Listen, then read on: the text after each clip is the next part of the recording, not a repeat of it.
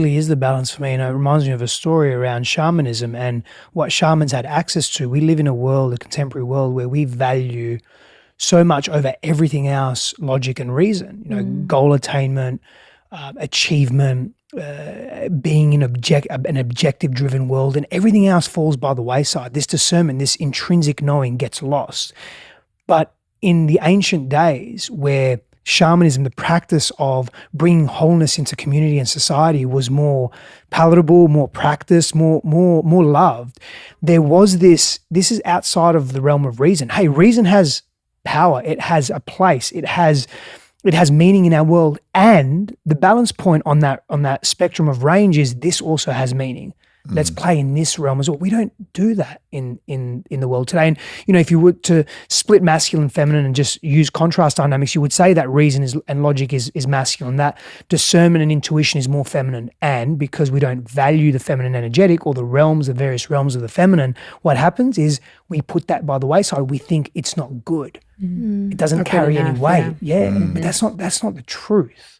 Because this realm of logic and reason is very valuable. And it really, one of the reasons why it carries value is because of the feminine, the complementary opposite. We've lost touch with. I know I did for a long time. And think of how valuable that is in a partnership, sacred union or any partnership, to actually honor that feminine coming through.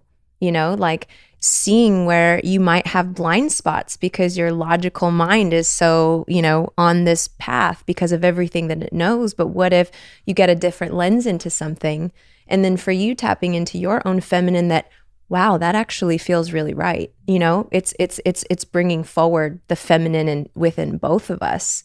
And we've seen it time and time and again, from health issues to, business stuff. We're very deep with each other and we talk deeply about a lot of things all day long. And it's been incredible in our expansion to just his trust in my feminine and his own feminine that's in agreement with, a lot of the things that come through for me. It's like modern day magic. Yeah, we can get so lost in like the logos, this is the logos, this is the law, so you think of that scene from Avatar where there's the king and Jake Sully comes in and all of the Avatar people have been just, terrorizing and fucking with their village, and they're like, okay, according to our law, we put this, ghost walker to death.